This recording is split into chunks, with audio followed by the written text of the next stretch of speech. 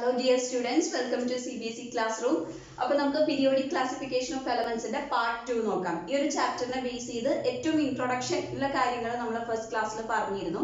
ഇനി ഈ ഒരു ചാപ്റ്ററിൽ നമുക്ക് ഡീറ്റെയിൽ ആയിട്ട് പറയാനുള്ള ടൈം ഇല്ല, ഇനി എക്സാം ആണ്. അപ്പോൾ എക്സാം ഓറിയന്റഡ് ആയിട്ട് നമുക്ക് വരുന്ന കാര്യങ്ങൾ, അതായത് ക്വസ്റ്റ്യൻസ് വരുന്ന ഏരിയാസിനെ ഒന്ന് ക്യാപ്സ്യൂൾ ഫോമിലാക്കിയിട്ട് ഷോർട്ട് ആക്കിയിട്ട് എല്ലാ ഇമ്പോർട്ടൻറ്റ് പോയിന്റ്സ് ഒന്ന് പറയാന്ന് കരുതി. ഈ ഒരു ക്ലാസ്സിൽ തീർക്കാൻ പറ്റുമോ എന്ന് അറിയില്ല. അങ്ങനെയാണെങ്കിൽ നമുക്ക് ഒരു ക്ലാസ് കൂടെ ചെയ്തിട്ട് ഇതിലെ മോസ്റ്റ് ഇമ്പോർട്ടൻറ്റ് കാര്യങ്ങൾ മാത്രം ഒരു ക്യാപ്സ്യൂൾ ഫോമിൽ പറയാം. അപ്പോൾ ശ്രദ്ധിച്ചിരിക്കുക. ഓക്കെ, അപ്പോൾ പീരിയോഡിക് ക്ലാസിഫിക്കേഷൻ ഓഫ് എലമെന്റ്സിന്റെ പാർട്ട് 1 കണ്ടിട്ടില്ലാത്തവർ കാണണം, താഴെ ഡിസ്ക്രിപ്ഷൻ ബോക്സിൽ ലിങ്ക് കൊടുക്കാം. അപ്പോൾ പാർട്ട് 2 നമുക്ക് സ്റ്റാർട്ട് ചെയ്യാം. ഓക്കെ, നമ്മൾ കഴിഞ്ഞ ക്ലാസ്സിൽ ഡോബ്രെയ്നേഴ്സ് ട്രേഡും അതുപോലെ തന്നെ ന്യൂലൻഡ്സ് ഒക്ടേവ്സ് ലോവും ആണ് പറഞ്ഞത്. ഡോബ്രെയ്നർ ട്രേഡ് അതൊന്നും ഇനി ഡീറ്റെയിൽ ആയിട്ട് പറയുന്നില്ല, കാരണം ഫസ്റ്റ് ക്ലാസ്സിലുണ്ട്. എന്നാലും ജസ്റ്റ് ആ കണ്ടിന്യൂഷൻ കിട്ടാൻ വേണ്ടി പറയാണ്. ഡോബ്രെയ്നർ ട്രേഡിൽ നമ്മൾ എന്താ പറഞ്ഞത്, അദ്ദേഹം ഡോബ്രെയ്നർ മൂന്ന് എലമെന്റ്സിനെ വെച്ചിട്ട് ക്ലാസിഫൈ ചെയ്തു. ആ 3 എണ്ണം കാരണമാണ് ത്രികങ്ങൾ അല്ലെ, ട്രയാഡ്സ് എന്ന് പറഞ്ഞത്. അതിന്റെ പ്രത്യേകതകൾ നമ്മൾ പറഞ്ഞു. പക്ഷേ ഈ ട്രയാഡ്സിന്, ഡോബ്രെയ്നറിന്റെ ട്രയാഡ്സിന് കുറെ ലിമിറ്റേഷൻസ് ഉണ്ടായിരുന്നു. അപ്പൊ അടുത്ത സയന്റിസ്റ്റ് ആരാ, ഒക്ടേവ് വന്നു അല്ലെ, ന്യൂലാൻഡ് ഒക്ടേവ് വന്നു. അദ്ദേഹം എന്ത് ചെയ്തു, വേറൊരു ക്ലാസിഫിക്കേഷൻ നടത്തി. ഒരു 56 എലമെന്റ്സിനെ എടുത്ത് 8 ഗ്രൂപ്പ്സ് ആയിട്ടുള്ള ക്ലാസിഫിക്കേഷൻ അദ്ദേഹം നടത്തി. പക്ഷെ ആ ക്ലാസിഫിക്കേഷന് കുറെ ലിമിറ്റേഷൻ ഉണ്ടെന്ന് നമ്മൾ പറഞ്ഞാണ് നമ്മൾ കഴിഞ്ഞ ക്ലാസ് നിർത്തിയത്. അപ്പോൾ ആ ക്ലാസിഫിക്കേഷൻ ലിമിറ്റ് ഉള്ളതുകൊണ്ട് എന്ത് ചെയ്യും, സ്വാഭാവികമായിട്ടും അടുത്ത സയന്റിസ്റ്റ് അടുത്ത ക്ലാസിഫിക്കേഷനുമായിട്ട് വരും അല്ലെ. നമ്മുടെ സയൻസിന്റെ ഒരു പ്രത്യേകത അതാണ്, ഒരു സയന്റിസ്റ്റ് എന്തെങ്കിലും ഒന്ന് കണ്ടുപിടിക്കും, പിന്നീട് അതിന്റെ ലിമിറ്റേഷൻസ് ഓവർകം ചെയ്തുകൊണ്ട് അടുത്ത സയന്റിസ്റ്റ് കുറച്ചും കൂടി ഇംപ്രൂവ് ചെയ്ത കാര്യങ്ങളുമായിട്ട് അടുത്ത കണ്ടുപിടുത്തമായിട്ട് വരും. അപ്പൊ അതുപോലെ നമ്മുടെ ട്രയാഡിന്റെയും ഒക്ടേവിന്റെയും കഴിഞ്ഞു കഴിഞ്ഞാൽ, ട്രയാഡും ഒക്ടേവിന്റെയും വളരെ വളരെ ഇമ്പോർട്ടന്റ് ആണ്, അത് രണ്ടും പഠിക്കണം. അതിലും മോസ്റ്റ് ഇമ്പോർട്ടന്റ് വരുന്നത് അടുത്തതാണ്, അതായത് മെന്റലീവ്. ഇവര് രണ്ടുപേരുടെയും ക്ലാസിഫിക്കേഷനിൽ കുറെ ലിമിറ്റേഷൻസ് ഉള്ളതുകൊണ്ട് തന്നെ അടുത്ത സയന്റിസ്റ്റ് ആരാണ്, ഡിമിട്രിച്ച് മെന്റലീവ്. നമ്മൾ മെന്റലീഫ് ഷോർട്ട് ഫോം ആയിട്ട് പറയും. ഈ മെന്റലീഫ് ആണ് അടുത്ത ക്ലാസിഫിക്കേഷൻ കണ്ടുപിടിച്ചത്. അദ്ദേഹത്തിന്റെ ക്ലാസിഫിക്കേഷൻ കുറേയും കൂടെ ബെറ്റർ ആയിരുന്നു. അദ്ദേഹം ക്ലാസിഫൈ ചെയ്യുന്ന ടൈമില് 63 എലമെന്റ്സ് ആണ് ഉണ്ടായിരുന്നത്. Okay, 63 elements. നമുക്കറിയാം ഏറ്റവും അധികം ക്ലാസിഫിക്കേഷൻ നടത്തിയത് ആരാ, മെറ്റൽസിനെയും നോൺ മെറ്റൽസിനെയും ക്ലാസിഫൈ ചെയ്തത് ആരാ, ലവോയിസിയർ അല്ലെ, ആന്റോണി ലവോയിസിയർ. ഇത് ഞാൻ ഫസ്റ്റ് ക്ലാസ്സിൽ പറഞ്ഞിട്ടുണ്ടോ ഇല്ലെന്ന് എനിക്ക് ഓർമ്മയില്ല, എന്തായാലും നിങ്ങളൊന്ന് അറിഞ്ഞു വെക്കുക. ഏറ്റവും ആദ്യം ക്ലാസിഫിക്കേഷൻ നടത്തിയത് ആന്റോണി ലവോയിസർ ആണ്. ലവോയിസർ എന്ന് പറഞ്ഞാൽ മതി. അദ്ദേഹം ക്ലാസിഫൈ ചെയ്യുന്ന ടൈമിൽ 30 എലമെന്റ്സേ ഉണ്ടായിരുന്നുള്ളൂ. 30 എലമെന്റ്സിനെയാണ് അദ്ദേഹം മെറ്റൽസ് ആൻഡ് നോൺ മെറ്റൽസ് ആക്കിയത്. പിന്നീട് നമ്മുടെ ആരാണ്, ഡോബ്രെയ്നർ ട്രേഡ് വന്നു, ട്രയാഡ്സ് കണ്ടുപിടിച്ചു. ട്രയാഡ്സ് പക്ഷെ ആകെ 3 ട്രയാഡ്സ് ഉണ്ടായിരുന്നുള്ളൂ. അപ്പൊ ആകെ 9 എലമെന്റ്സ് അതിൽ വന്നുള്ളൂ അല്ലെ. പിന്നെ ഒക്ടേവ് വന്നപ്പോ 56 എലമെന്റ്സ് ആയിരുന്നു. നമ്മുടെ മെന്റലീഫ് വന്നപ്പോഴേക്കും 63 എലമെന്റ്സ് കണ്ടുപിടിക്കപ്പെട്ടിരുന്നു. 63 എലമെന്റ്സിനെയാണ് അദ്ദേഹം ക്ലാസിഫൈ ചെയ്തത്. പക്ഷെ അദ്ദേഹത്തിന്റെ ഒരു പ്രത്യേകത എന്ന് പറഞ്ഞാൽ, ഇവരെല്ലാവരും ക്ലാസിഫൈ ചെയ്തപ്പോ അപ്പോ നിലവിലുള്ള, അപ്പോ എക്സിസ്റ്റിംഗ് ആയിട്ടുള്ള എലമെന്റ്സിനെ ക്ലാസിഫൈ ചെയ്തു എന്നല്ലാതെ പിന്നീട് കണ്ടുപിടിക്കാൻ പോകുന്ന എലമെന്റ്സിന് വേണ്ടിയിട്ട് അവരുടെ ക്ലാസിഫിക്കേഷനിൽ അവരൊരു സ്പേസ് വിട്ടില്ല. പക്ഷെ മെന്റലീഫ് അങ്ങനെയല്ല, അദ്ദേഹം മുൻകൂട്ടി കണ്ടു. അദ്ദേഹം ക്ലാസിഫൈ ചെയ്തതിന് ശേഷവും കുറെ പുതിയ എലമെന്റ്സ് കണ്ടുപിടിക്കപ്പെട്ടേക്കാം. അപ്പോൾ പുതിയതായിട്ട് ഡിസ്കവർ ചെയ്യുന്ന എലമെന്റ്സിനെ ഇൻക്ലൂഡ് ചെയ്യാനുള്ള സ്പേസും കൂടെ അദ്ദേഹം അദ്ദേഹത്തിന്റെ ടേബിളിൽ ഇൻക്ലൂഡ് ചെയ്തു അല്ലെ. മാത്രമല്ല എന്താ, പിന്നീട് കണ്ടുപിടിക്കാൻ പോകുന്ന എലമെന്റ്സിന്റെ പ്രോപ്പർട്ടീസ് എന്തായിരിക്കും എന്ന് കൂടി അദ്ദേഹം പ്രെഡിക്റ്റ് ചെയ്തു. അതൊരു വലിയ കാര്യമാണ് അല്ലെ. അദ്ദേഹം ജീവിച്ചിരിക്കല കണ്ടുപിടിക്കപ്പെട്ടിട്ടില്ലാത്ത പല എലമെന്റ്സും എന്തായിരിക്കും നെക്സ്റ്റ് എലമെന്റിന്റെ പ്രോപ്പർട്ടി എന്ന് അദ്ദേഹത്തിന്റെ ക്ലാസിഫിക്കേഷനെ ബേസ് ചെയ്ത് അദ്ദേഹത്തിന്റെ പഠനം വെച്ച് ഇനി കണ്ടുപിടിക്കാൻ പോകുന്ന എലമെന്റ്സിന്റെ പ്രോപ്പർട്ടി എന്തായിരിക്കും എന്നും കൂടി അദ്ദേഹം പ്രെഡിക്റ്റ് ചെയ്തു. ഓക്കെ, അപ്പോൾ ഈ പറയുന്നതൊക്കെ പോയിന്റ്സ് ആണ് കേട്ടോ. അതായത് മെന്റലീഫിന്റെ ക്ലാസിഫിക്കേഷന്റെ ബെനിഫിറ്റ്സ് ആണ് പറയുന്നത്. അതായത് പിന്നീട് ലേറ്റർ ഡിസ്കവർ ചെയ്യാൻ പോകുന്ന എലമെന്റ്സിനെ ഇൻക്ലൂഡ് ചെയ്യാനുള്ള സ്പേസും കൂടെ അദ്ദേഹത്തിന്റെ ക്ലാസിഫിക്കേഷൻ ടേബിളിൽ ഉണ്ടായിരുന്നു. അതിന്റെ പ്രോപ്പർട്ടീസും നേരത്തെ പ്രെഡിക്റ്റ് ചെയ്തിരുന്നു. എത്ര എലമെന്റ്സിനെയാണ് അദ്ദേഹം ക്ലാസിഫൈ ചെയ്തത്, 63 എലമെന്റ്സ്. പിന്നെ മെന്റലീഫ് ആദ്യമായിട്ട് പീരിയോഡിക് ടേബിൾ ഇൻട്രൊഡ്യൂസ് ചെയ്ത വർഷമൊന്നും നിങ്ങൾ ആൻസർ പേപ്പറിൽ എഴുതുന്ന ഒരു നിർബന്ധവും ഇല്ല.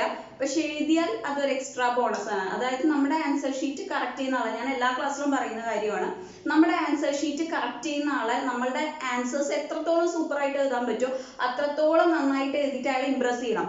ഒന്നോ രണ്ടോ നമ്മുടെ ആൻസേഴ്സ് കറക്റ്റ് ചെയ്യുമ്പോൾ തന്നെ ഇംപ്രസ്ഡ് ആയി കഴിഞ്ഞാൽ പിന്നെ അങ്ങോട്ടുള്ള നമ്മളുടെ എല്ലാ ആൻസേഴ്സും അവർ കറക്റ്റ് ചെയ്യുമ്പോൾ ആ ഒരു ഇംപ്രഷൻ വെച്ചിട്ടായിരിക്കും. കാരണം നന്നായിട്ട് പഠിച്ച് നന്നായിട്ട് പ്രിപ്പയർ ചെയ്തു വന്ന എല്ലാം അറിയാവുന്ന ഒരു കുട്ടിയുടെ ആൻസർ ഷീറ്റ് ആണ് എന്നുള്ള നിലക്കായിരിക്കും അവർ കറക്റ്റ് ചെയ്യുക. അപ്പോൾ അതിനനുസരിച്ചായിരിക്കും പിന്നീട് അങ്ങോട്ട് നമ്മുടെ എല്ലാ മാർക്സിലും എല്ലാ ആൻസേഴ്സിലും മാർക്ക് വീഴുക. അതുകൊണ്ട് ഇംപ്രസ് ചെയ്യാൻ പറ്റിയ ഏറ്റവും വലിയ വഴികളാണ് ഏറ്റവും ഇമ്പോർട്ടന്റ് ആയിട്ടുള്ള കാര്യങ്ങൾ പറയുമ്പോൾ അതിന്റെ വർഷമൊക്കെ ഒന്ന് പറയാം. വർഷം എല്ലാ വർഷവും പഠിക്കേണ്ടല്ലോ, ചില വർഷമൊക്കെ പഠിച്ചു വെക്കാൻ ഒരു ബുദ്ധിമുട്ടുമില്ല. ഇതിന്റെ വർഷം പഠിക്കാൻ ഞാനൊരു സൂത്രം പറഞ്ഞുതരാം. മെൻഡലീഫ് പീരിയോഡിക് ടേബിൾ കണ്ടുപിടിച്ചത് നമ്മളുടെ ഗാന്ധിജി ജനിച്ച വർഷം. ഇനി മറക്കുവോ? നമ്മുടെ ഫാദർ ഓഫ് നേഷൻ ജനിച്ച വർഷം എല്ലാവർക്കും അറിയായിരിക്കുമല്ലോ, 1869. ഗാന്ധിജി ജനിച്ചത് 1869 ഗാന്ധിജി ജനിച്ച വർഷമാണ് നമ്മുടെ മെൻഡലീഫ് ആവർത്തന പട്ടിക, അതായത് പീരിയോഡിക് ടേബിൾ കണ്ടുപിടിച്ചത്. ഇപ്പൊ നിലവിലുള്ളത് ആ പീരിയോഡിക് ടേബിൾ അല്ല കേട്ടോ, അതിന് പിന്നീട് കുറെ മാറ്റങ്ങൾ വന്നു, അതൊക്കെ ഞാൻ പറയാം. പക്ഷെ ആദ്യമായിട്ട് പീരിയോഡിക് ടേബിൾ കണ്ടുപിടിച്ചത് മെൻഡലീഫ് ആണ്. Mendeleev first periodic table introduce ചെയ്ത വർഷം 1869 ആണ്. കഴിയുമെങ്കിൽ ഈ വർഷം ആൻസറിൽ ഇൻക്ലൂഡ് ചെയ്യുക. വർഷം പഠിക്കാനാണ് പറഞ്ഞു തന്നെ. ഗാന്ധിജി ജനിച്ച വർഷമാണ് പീരിയോഡിക് ടേബിൾ കണ്ടുപിടിക്കപ്പെട്ടത്. ഇനി ഇതുമായിട്ട് ബന്ധപ്പെട്ട ഒരു ക്വസ്റ്റ്യൻ വന്നാൽ നിങ്ങളുടെ ആൻസറിൽ ഇൻക്ലൂഡ് ചെയ്യാൻ പറ്റിയ നല്ലൊരു പോയിന്റ് കൂടി ഞാൻ പറഞ്ഞുതരാം. അത് ടെക്സ്റ്റ് ബുക്കിൽ ഇല്ല, പക്ഷെ അതൊരു എക്സ്ട്രാ പോയിന്റ് ആണ്, എഴുതി കഴിഞ്ഞാൽ നിങ്ങൾക്ക് ബോണസ് ആണ്. അതായത് ഈ 2-3 വർഷം മുമ്പ് ഇപ്പൊ 2022 ആയി, 2019 ഒരു പ്രത്യേകത ഉണ്ടായിരുന്നു. എന്താ? പത്രം വായിച്ച കുട്ടികൾക്ക് അറിയാം, വായിച്ചിട്ടില്ലാത്തവര് ശ്രദ്ധിച്ചോ. അതായത് 2019 എന്ന് പറയുന്നത് international year of periodic table ആയിരുന്നു. എന്താ? International year of periodic table. Periodic ടേബിളിന്റെ ലെസൺ പഠിക്കുന്ന കുട്ടികളാണ്. പീരിയോഡിക് ടേബിളിനെ ബേസ് ചെയ്ത് ക്വസ്റ്റ്യൻ വരുമ്പോൾ അതിൽ ആൻസർ ചെയ്യുമ്പോൾ international year of periodic table ആയിട്ട് ആഘോഷിച്ചത് ഏത് വർഷം എന്നൊക്കെ എഴുതി കഴിഞ്ഞാൽ നമ്മുടെ ആൻസർ പേപ്പർ കറക്റ്റ് ചെയ്യുന്ന ആൾക്ക് ഭയങ്കര ഇംപ്രഷൻ ആയിട്ട് നമുക്ക് അവിടെ മാർക്ക് വീഴും. അപ്പൊ കുട്ടികളെ പീരിയോഡിക് ടേബിളിൽ നിന്ന് ഒരു ക്വസ്റ്റ്യൻ ഒക്കെ വരുമ്പോൾ ഈ ഒരു പോയിന്റ് കൂടെ ഇൻക്ലൂഡ് ചെയ്യാൻ നോക്കുക. ഇത് ടെക്സ്റ്റ് ബുക്കിൽ ഇല്ല, കറണ്ട് അഫയർ ആണ്, അറിഞ്ഞു നോക്കുക. International year of periodic table ആഘോഷിച്ചത് എപ്പോഴാണ്? 2019.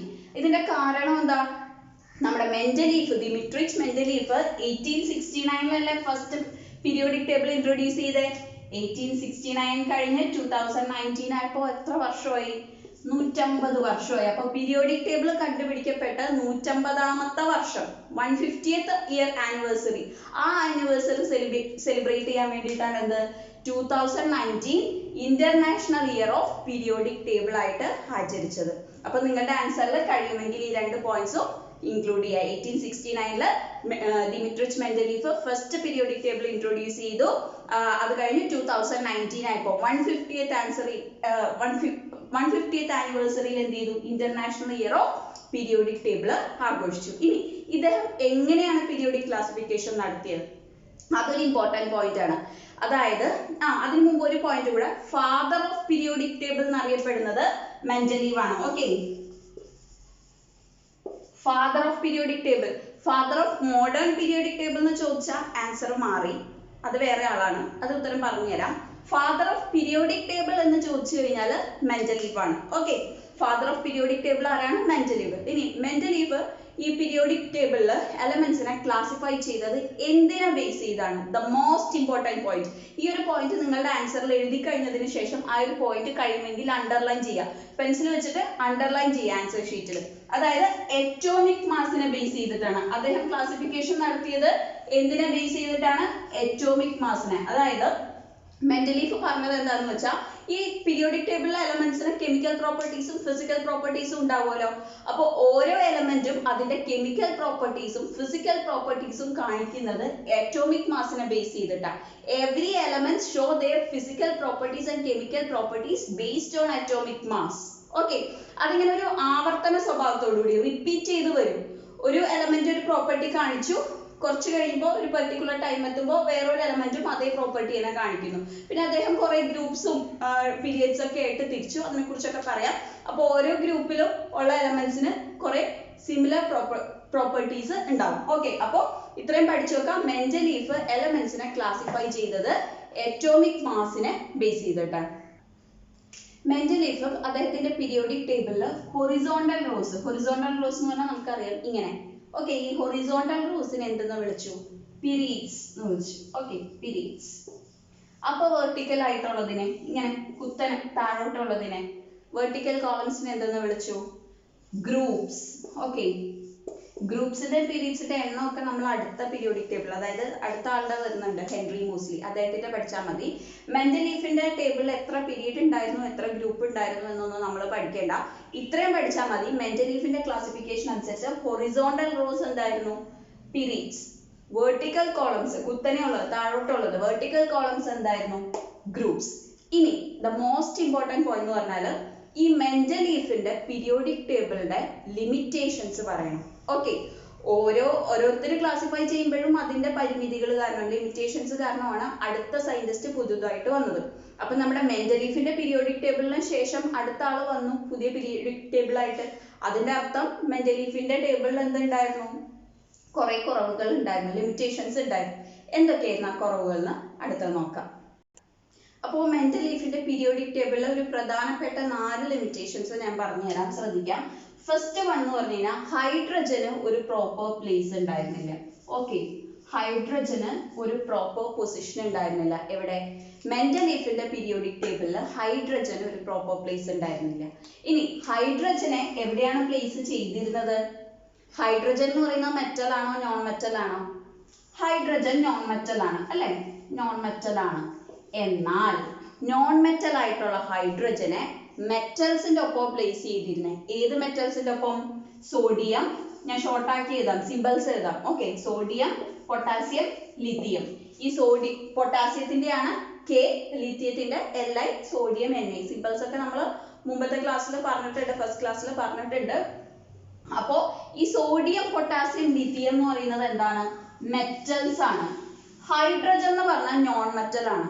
അപ്പൊ ഇവരെ ഒരുമിച്ച് പ്ലേസ് ചെയ്യാൻ പാടുണ്ടോ? ശരിയാവില്ല. പക്ഷേ മെൻഡലീഫിന്റെ പീരിയോഡിക് ടേബിളിൽ നോൺ മെറ്റൽ ആയിട്ടുള്ള ഹൈഡ്രജനെ മെറ്റൽസ് ആയിട്ടുള്ള സോഡിയം, പൊട്ടാസ്യം, ലിഥിയത്തിന്റെ ഒക്കെ അടുത്താണ് പ്ലേസ് ചെയ്തിരുന്നത്. അത് രണ്ടാമത്തെ ലിമിറ്റേഷൻ. അപ്പൊ ആദ്യത്തെ ലിമിറ്റേഷൻ എന്താ?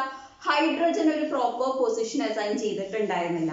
രണ്ടാമത്തത് ഹൈഡ്രജനെ പ്ലേസ് ചെയ്തിരുന്നത് നോൺ മെറ്റൽ ആയ ഹൈഡ്രജനെ മെറ്റൽസ് ആയിട്ടുള്ള ഈ മെറ്റൽസിന്റെ അടുത്താണ് പ്ലേസ് ചെയ്തിരുന്നത്. ഓക്കെ, തേർഡ് എന്ന് പറയുന്നത് ഈ സോഡിയം, പൊട്ടാസ്യം, ലിഥിയം ഒക്കെ എന്താണ്? സോഫ്റ്റ് മെറ്റൽസ് ആണ്. ഇനി സിൽവറും കോപ്പറൊക്കെയോ?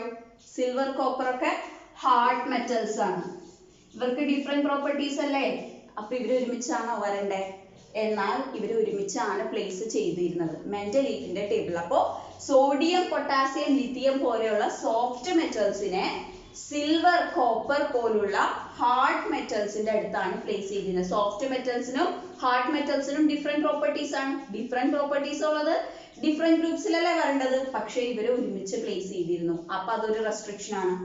പിന്നെ ഒരു റെസ്ട്രിക്ഷൻ എന്ന് പറഞ്ഞാൽ, അതായത് അറ്റോമിക് മാസ് അനുസരിച്ച് ക്ലാസിഫൈ ചെയ്തു. അതുപോലെ തന്നെ നമ്മൾ പറഞ്ഞു ഒരേ സ്വഭാവമുള്ള എലമെന്റ്സിനൊക്കെ ഒരേ ഗ്രൂപ്പ് ആക്കിയത്. എന്നാൽ ഒരു ഗ്രൂപ്പിൽ ഒരേ സ്വഭാവമുള്ള എലമെന്റ്സ് മാത്രമല്ല വന്നിരുന്നേ.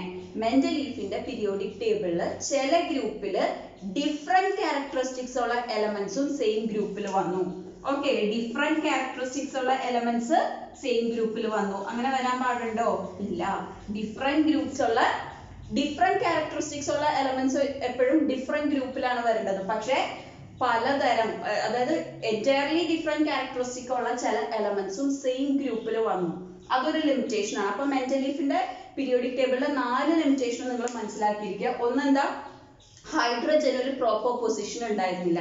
2, ഹൈഡ്രജനെ പ്ലേസ് ചെയ്തിരുന്നത് സോഡിയം, ലിഥിയം, പൊട്ടാസ്യത്തിന്റെ അടുത്തൊക്കെയാണ്. ഹൈഡ്രജൻ എന്ന് പറഞ്ഞാൽ നോൺ മെറ്റൽ ആണ്, ഇത് മെറ്റൽസ് ആണ്. അപ്പൊ നോൺ മെറ്റലും മെറ്റൽസും ഒരുമിച്ച് വന്നു.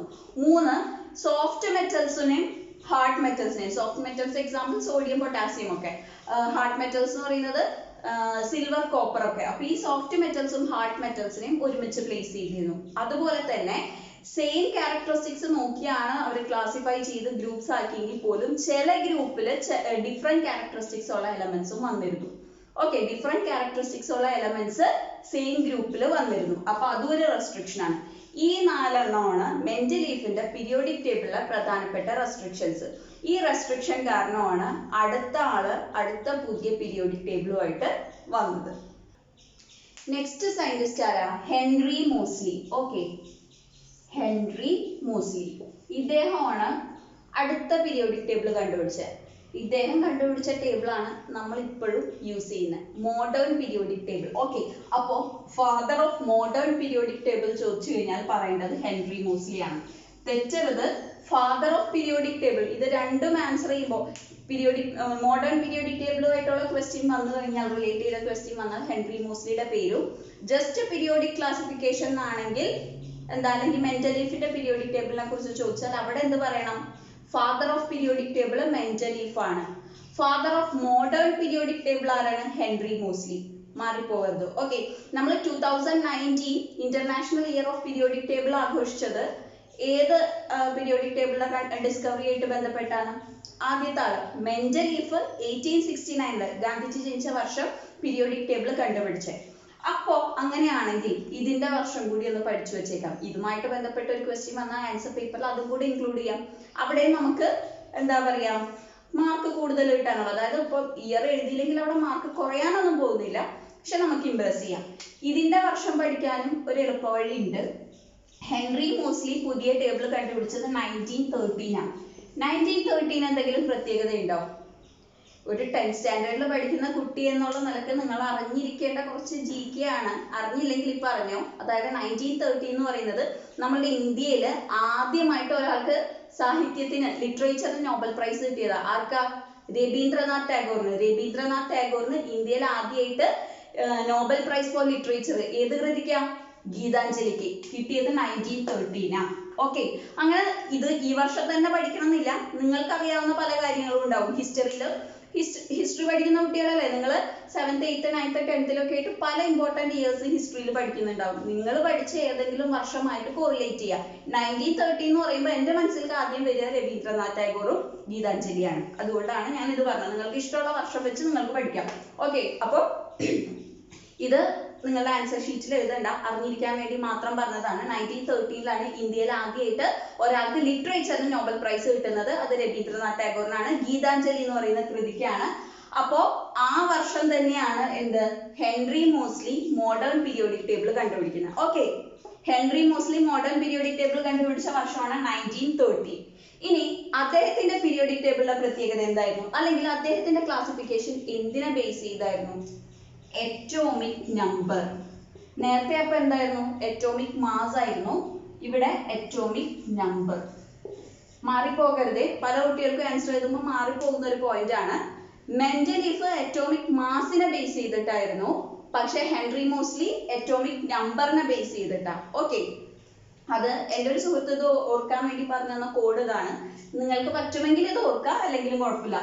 മോനു എന്ന് പഠിച്ചു വെക്കാം. മോനു എന്താണെന്ന് മനസ്സിലായോ? മോസ്ലിയുടെ മോ, നമ്പർ എന്നുള്ളതാണ് NU അല്ലെ? നമ്പറിനെ നമ്മൾ എപ്പോഴും ഷോർട്ടാക്കി NUM എന്നല്ല എഴുതുക. മോനു എന്ന് ഓർത്തു കഴിഞ്ഞാൽ മോസ്ലി നമ്പർ. അപ്പൊ മോസ്ലി എപ്പോഴും അറ്റോമിക് നമ്പറിനെ ബേസ് ചെയ്തിട്ടാണ്. അതുപോലെ തന്നെ മേമ എന്നുള്ളത് പലരും അല്ലെ, ഹിന്ദുസ് ഒക്കെ ആണെങ്കിൽ വീട്ടിൽ റിലേറ്റീവ്സിനെയൊക്കെ വിളിക്കാൻ യൂസ് ചെയ്യുന്ന ഒരു പേരാണ്. ഓക്കെ, എനിക്ക് ഈ കോഡ് യൂസ്ഫുൾ ആയിട്ട് തോന്നി. ഞാൻ ഇപ്പോഴും ഓർക്കുന്നത് ഇത് രണ്ടും വെച്ചിട്ടാണ്. നിങ്ങൾക്ക് വേണമെങ്കിൽ ഫോളോ ചെയ്യാം. ഓക്കെ, ഒരു നിർബന്ധമില്ല. മേമ എന്ന് പറഞ്ഞു കഴിഞ്ഞാൽ മേ എന്താ? മെന്റലീഫ്. മാ എന്ന് പറയുന്നത് മാസ്. മെന്റലീഫ് മാസ്. അപ്പൊ മെന്റലീഫിന്റെ ക്ലാസിഫിക്കേഷൻ മാസ് വെച്ചിട്ടുള്ളതായിരുന്നു. മോനു എന്ന് പറയുമ്പോൾ Moseley number. Moseley atomic number വെച്ചിട്ടായിരുന്നു. മെന്റലീഫ് അറ്റോമിക് മാസ് വെച്ചിട്ടുള്ളതായിരുന്നു. ഹെൻറി മോസ്ലിയുടെ ക്ലാസിഫിക്കേഷൻ അനുസരിച്ചും നമ്മുടെ മെന്റലീഫിന്റെ പോലെ തന്നെ ഹൊറിസോണ്ടൽ ആയിട്ടുള്ള റോസിന് അദ്ദേഹം എന്ത് പറഞ്ഞു? പീരീഡ്സ് എന്ന് പറഞ്ഞു. ഓക്കെ, ഹൊറിസോണ്ടൽ ആയിട്ടുള്ളത് പീരീഡ്സ്. അപ്പൊ വെർട്ടിക്കൽ ആയിട്ടുള്ളതോ ഗ്രൂപ്പ്സ്. പക്ഷേ ഇവിടെ ഒരു പ്രത്യേകത, അദ്ദേഹം കൃത്യമായിട്ട് എത്ര പീരീഡ്സ് ഉണ്ട്, how many number of groups എന്ന് കറക്റ്റ് ആയിട്ട് പറഞ്ഞിരുന്നു. 7 പീരീഡ്സ് ഉണ്ട്. ഇതൊക്കെ നിങ്ങളുടെ ആൻസറിൽ ഇമ്പോർട്ടന്റ് ആയിട്ട് പറയേണ്ട പോയിന്റ്സ് ആണ്. 7 പീരീഡ്സും 18 ഗ്രൂപ്പ്സും. മാറിപ്പോകരുതേ. പീരീഡിന്റെ എണ്ണം 18ഉം ഗ്രൂപ്പിന്റെ എണ്ണം 7ഉം കൊടുക്കരുത്. ഇത് ഓർക്കാൻ ഒരു എളുപ്പവഴി പറഞ്ഞുതരാം. ഇതും എൻ്റെ ഒരു ഫ്രണ്ട് പറഞ്ഞു തന്നതാണ്. എനിക്കത് യൂസ്ഫുൾ ആയിട്ട് തോന്നി. സാധാരണ ഒരു സ്കൂളിൽ ഒരു നോർമൽ ടൈം ടേബിൾ അനുസരിച്ച് നിങ്ങൾക്ക് എത്ര പീരീഡ് ഉണ്ടാവും അല്ലേ? First period, second period, third period, maths, English, science, അങ്ങനെ നിങ്ങൾക്ക് പല പീരീഡ് ഉണ്ടാവുമല്ലോ. ഒരു ദിവസം നിങ്ങളുടെ സ്കൂളിൽ നോർമൽ, ഇപ്പോൾ ഓൺലൈൻ ക്ലാസ്സുകളായിരിക്കാം, ഓഫ്ലൈൻ ക്ലാസ് ഉള്ള ടൈമിൽ നോർമൽ നിങ്ങൾ സ്കൂളിൽ പോകുന്ന സമയത്ത് രാവിലെ മുതൽ വൈകുന്നേരം വരെ നിങ്ങൾക്ക് എത്ര പീരീഡ് ഉണ്ട്? 7 പീരീഡ് ആണോ? അപ്പൊ നിങ്ങൾക്ക് അത് വെച്ച് ഓർത്തൂടെ? പീരീഡ് 7. മോസ്റ്റ്ലിയുടെ പീരിയോഡിക് ടേബിളിൽ എത്ര പീരീഡ് ഉണ്ട്? 7 പീരീഡ്. പീരീഡ് 7 കിട്ടിയ ബാക്കി 80 എന്ന് പറയുന്നത് ഗ്രൂപ്പ്സ്. അപ്പൊ ഇനി 80 ഗ്രൂപ്പ്സും പീരീഡ്സിന്റെ എണ്ണം തെറ്റൂലല്ലോ. സ്കൂളിൽ 7 പീരീഡ് ഉണ്ട് എന്ന് ഓർത്തു കഴിഞ്ഞാൽ 7 പീരീഡ്സിന്റെ നമ്പർ എന്ന് കിട്ടും. പിന്നെന്താ? ഗ്രൂപ്പ്സ് 18 ഗ്രൂപ്പ്സ് ആണ് ഉള്ളത്. ഇനി അപ്പൊ ഹൊറിസോണ്ടൽ ആയിട്ടുള്ളതാണ് പീരീഡ്സ്. 7 ഗ്രൂപ്പ്സ് ഉണ്ടെന്നൊക്കെ പറഞ്ഞു. പിന്നെ ഒരു ഇമ്പോർട്ടന്റ് പോയിന്റ് എന്ന് പറഞ്ഞാൽ ഏറ്റവും ഷോർട്ടസ്റ്റ് പീരീഡ് ഏതാ? ഏറ്റവും ചെറിയ പീരീഡ് ഏതാ? 7 പീരീഡില് ഫസ്റ്റ് പീരീഡിൽ എത്ര എലമെന്റ് ഉണ്ട്? ഒരു എലമെന്റേ ഉള്ളൂ. ഏതാ ഒരു എലമെന്റ്? ഹൈഡ്രജൻ. ഓക്കെ, ഇതൊക്കെ ഇമ്പോർട്ടന്റ് പോയിന്റ്സ് ആണ്, ഓർക്കുക. ഏറ്റവും ചെറിയ പീരീഡ് ഏതാണ്? ഏറ്റവും ഷോർട്ടസ്റ്റ് പീരീഡ് ഏതാണ്? ഫസ്റ്റ് പീരീഡിൽ എത്ര എലമെന്റ് ഉണ്ട്? 1 എലമെന്റ്. ആ 1 എലമെന്റ് ഏതാണ്? ഹൈഡ്രജൻ. ഓക്കെ, അങ്ങനെ സെക്കൻഡ് പീരീഡ്, തേർഡ് പീരീഡ്, അങ്ങനെ 7 പീരീഡ്സ് ഉണ്ട്. ഇനി ഗ്രൂപ്പ്സ് എത്ര എണ്ണം ഉണ്ട്? 18 ഗ്രൂപ്പ്സ് ഉണ്ട്. ഗ്രൂപ്പ്സിന്റെ പേര് നിങ്ങൾ പഠിച്ചിരിക്കുക. ഓക്കെ, അതുപോലെ തന്നെ 4 ബ്ലോക്ക് ആയിട്ട് തിരിച്ചിട്ടുണ്ട്, അതും കൂടെ പഠിച്ചു വെച്ചേക്കാം. SDPF. അതില് ഫസ്റ്റും സെക്കൻഡും ഗ്രൂപ്പാണ് S ബ്ലോക്കിൽ വരുന്നത്. ഓക്കെ, പിന്നെ 3 to 12 ആണ് എവിടെ വരുന്നത്? D ഗ്രൂപ്പിൽ വരുന്നത്. പിന്നെ 13 to 18 ആണ് P ഗ്രൂപ്പിൽ വരുന്നത്. പിന്നെ F ൽ വരുന്നത് ലാന്തനോയിഡ്സും ആക്റ്റിനോയിഡ്സും. ഓക്കെ, ലാന്തനോയിഡ്സും ആക്റ്റിനോയിഡ്സും ആണ് വരുന്നത്. ഓക്കെ, അപ്പൊ ഇങ്ങനെ ഓർത്തു വെക്കുക. ഇത് ഇമ്പോർട്ടന്റ് ആണ്. ഇത് നമ്പർ ഒക്കെ വെച്ച് തന്നെ ഇങ്ങനെ തന്നെ പഠിക്കണം. അതായത് 7 പീരീഡ് ഉണ്ട്, 18 ഗ്രൂപ്പ് ഉണ്ട്. ഈ 18 ഗ്രൂപ്പുകളെ 4 ബ്ലോക്ക് ആക്കി തിരിച്ചിട്ടുണ്ട്. SDPF. S എന്ന് പറഞ്ഞു കഴിഞ്ഞാൽ ആദ്യത്തെ 2 ഗ്രൂപ്പ്, 1ഉം 2ഉം ഗ്രൂപ്പ് S ൽ വരും. 3 to 12 D ൽ വരും. 13 to 18 P ൽ വരും. ലാസ്റ്റത്തെ F. നിങ്ങളുടെ പീരിയോഡിക് ടേബിളിൽ അവസാനം 2 ബോക്സ് ഇങ്ങനെ കണ്ടു കാണും നിങ്ങൾ, അല്ലെ? ഒരു പീരിയോഡിക് ടേബിളും എന്നിട്ട് താഴെ 2 ബോക്സ് ഇത്തിരി വ്യത്യാസപ്പെട്ട് കിടക്കുന്നുണ്ടാവും. ആ 2 ബോക്സ് ആണ് എന്ത്? ലാന്തനോയിഡ്സും ആക്റ്റിനോയിഡ്സും. അവരാണ് F ൽ വരുന്നത്. ഓക്കെ, ഈ S ബ്ലോക്കിലെ എലമെന്റ്സിനെ, S ബ്ലോക്ക് എന്ന് പറയുമ്പോൾ ഏതൊക്കെ ഗ്രൂപ്പ് വരും? ഫസ്റ്റ് ഗ്രൂപ്പും സെക്കൻഡ് ഗ്രൂപ്പും. ഇവരെ അതുപോലെ തന്നെ P ബ്ലോക്കിൽ ആരൊക്കെ വരുന്ന നമ്മൾ പറഞ്ഞേ? 13 to 18. അപ്പോ S ബ്ലോക്കിലെ എലമെന്റ്സിനെയും P ബ്ലോക്കിലെ എലമെന്റ്സിനെയും കൂടെ ഒരുമിച്ച് നമ്മൾ എന്ത് പറയും? റെപ്രസെന്റേറ്റീവ് എലമെന്റ്സ് എന്ന് പറയും. ഞാനൊക്കെ ഷോർട്ട് ആക്കി എഴുതുന്നുള്ളൂ. ഓക്കെ, ഞാൻ പറയുന്നുണ്ടല്ലോ, അപ്പൊ നിങ്ങൾക്ക് അത് ക്ലിയർ ആയിട്ട് എഴുതാം. മലയാളത്തില് പ്രാതിനിധ്യ മൂലകങ്ങൾ എന്ന് പറയും, അതായത് റെപ്രസെന്റേറ്റീവ് എലമെന്റ്സ്. ഓക്കെ, അപ്പോ എസും പിയും, S ബ്ലോക്കിലെ എലമെന്റ്സിനെയും P ബ്ലോക്കിലെ എലമെന്റ്സിനെയും കൂടെ together we call representative elements. അപ്പൊ റെപ്രസെന്റേറ്റീവ് എലമെന്റ്സിൽ ഏതൊക്കെ ഗ്രൂപ്പ് വരും? S ലെ ഗ്രൂപ്പും വരും, P ലെ ഗ്രൂപ്പും വരും. S ലും P ലും കൂടെ ഏതൊക്കെ ഗ്രൂപ്പ് ഉണ്ട്? S ബ്ലോക്കിലാണെങ്കിൽ ഫസ്റ്റും സെക്കൻഡും ഗ്രൂപ്പ് ഉണ്ട്. P ബ്ലോക്കിലാണെങ്കിൽ 13 to 18 ഉണ്ട്. അപ്പോ ഫസ്റ്റ്, സെക്കൻഡ്, 13, 14, 15, 16, 17, 18 ഇത്രയും ഗ്രൂപ്പുകളാണ് ഏതിൽ വരുന്നത്? റെപ്രസെന്റേറ്റീവ് എലമെന്റ്സിൽ വരുന്നത്. തെറ്റിപ്പോവരുത്. 1, 2 കഴിഞ്ഞാൽ പിന്നെ 3, 4 എഴുതരുത്. 13, 14 ആണ്. 13 മുതൽ എവിടെ വരെ? 18 വരെ. അപ്പോ elements included in S block and P block are together known as representative elements, and all these groups 1, 2, 13, 14, 15, 16 and 18 are included in the representative elements. Clear ആയോ? Next D block. നമ്മൾ പറഞ്ഞു S ബ്ലോക്കിൽ വരുമ്പോൾ 1ഉം 2ഉം 13 to 18 ആണ്. അപ്പൊ ഇതിന്റെ ഇടയിൽ 3 to 12 missing അല്ലേ? അത് എവിടെ വരും? D ബ്ലോക്കിൽ വരും. D ബ്ലോക്കിൽ ആരൊക്കെയാ ഉള്ളത്? 3 to 12 group. Okay, third group, fourth group, fifth group, അങ്ങനെ 12th ഗ്രൂപ്പ് വരെ വരുന്നത് ആരില്ല? D ഗ്രൂപ്പ് എലമെന്റ്സിന് ഒരു പേര് പറയും, ട്രാൻസിഷൻ എലമെന്റ്സ്. മലയാളത്തിലെ സംക്രമണ മൂലകങ്ങൾ എന്ന് പറയും. Okay, transition elements. അപ്പോ S ലും D ലും ഉള്ളത് മാറിപ്പോയത്. സോറി, S ഉം P യും. ഓക്കെ, S എന്ന് പറഞ്ഞാൽ 1ഉം 2ഉം, 13 to 18 എന്ന് പറഞ്ഞത് P, S ഉം P യും കൂടെ റെപ്രസെന്റേറ്റീവ് എലമെന്റ്സ്. അത് കഴിഞ്ഞ് ഇതിന്റെ ഇടയിൽ 3 to 12 മിസ്സിംഗ് അല്ലേ? ആ മിസ്സിംഗ് ആയിട്ടുള്ളത് എവിടെ വരും? ഡിയിൽ വരും. ഡി ബ്ലോക്കിൽ 3 to 12 ഗ്രൂപ്പ്സ് ആണ് വരുന്നത്. ആ ഗ്രൂപ്പിലെ എല്ലാ എലമെന്റ്സിനെയും കൂടെ ട്രാൻസിഷൻ എലമെന്റ്സ് എന്ന് പറയും. അവർക്കൊരു പ്രത്യേകതയുണ്ട്. നമുക്കറിയാം എലമെന്റ്സ് ഈ കെമിക്കൽ റിയാക്ഷനിലൊക്കെ പങ്കെടുത്തിട്ട് കോമ്പൗണ്ട്സ് ഫോം ചെയ്യുന്ന അറിയാം. ഈ ട്രാൻസിഷൻ എലമെന്റ്സ് ഫോം ചെയ്യുന്ന കോമ്പൗണ്ട്സ് എപ്പോഴും കളേർഡ് കോമ്പൗണ്ട്സ് ആയിരിക്കും. നിറമുള്ള സംയുക്തങ്ങൾ കളേർഡ് ആയിരിക്കും. ഓക്കെ, കളേർഡ് കോമ്പൗണ്ട്സ് ആയിരിക്കും. ഇത് ഇമ്പോർട്ടന്റ് പോയിന്റ് ആണ്, ഓർത്തു വെക്കുക. 3 to 12 ഗ്രൂപ്പിലുള്ള എലമെന്റ്സ് എല്ലാം ഡി ബ്ലോക്കിലാണ്. ട്രാൻസിഷൻ എലമെന്റ്സ് എന്ന് പറയും. ഈ ട്രാൻസിഷൻ എലമെന്റ്സ് ഫോം ചെയ്യുന്ന കോമ്പൗണ്ട്സ് ഒക്കെ എന്താണ്?